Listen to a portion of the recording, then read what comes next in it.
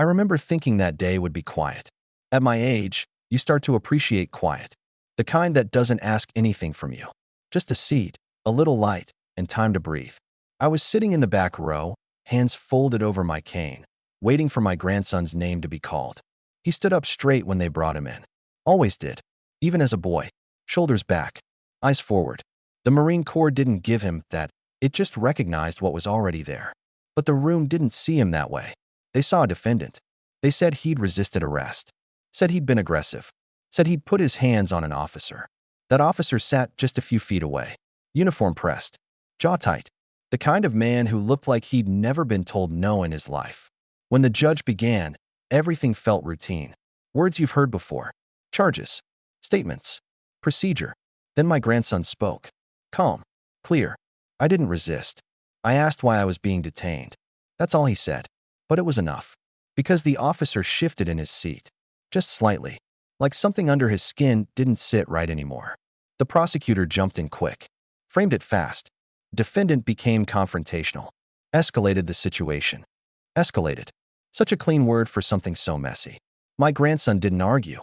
Didn't raise his voice. Just stood there, holding onto the truth like it was the only thing keeping him upright.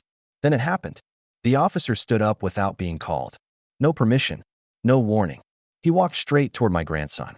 You could hear the movement before you understood it. Chair scraping. Breath catching. That shift in the room when something crosses a line you didn't think anyone would cross out loud. He got close. Too close. You think you're better than me? He said. Not loud. Worse. Controlled. And then he shoved him. Right there. In the courtroom. My grandson didn't move. Didn't push back. Didn't even raise his hands. He just absorbed it. Like he'd been trained to do. Like he knew something no one else in that room understood yet. The judge shouted. People stood. The bailiff rushed in. But for a second, just a second, it felt like the whole room froze around that one moment. Because now, there was no pretending anymore. No clean words. No careful framing. Just truth, standing there, breathing. The officer stepped back like he'd gone too far, but not far enough to realize what he'd just done.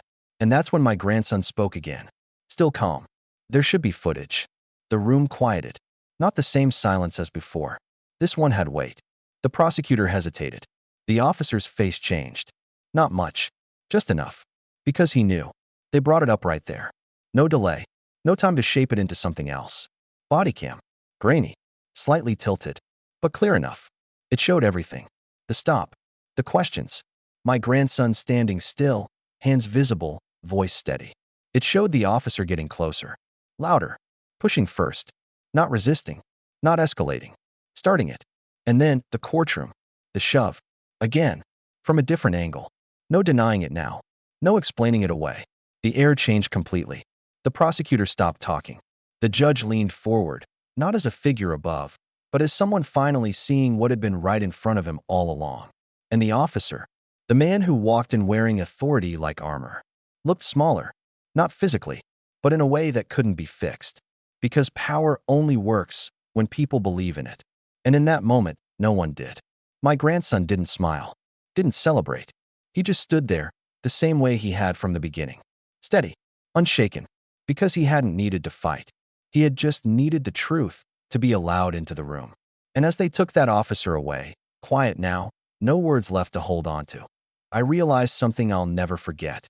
The man who put his hands on a Marine in a courtroom didn't lose control.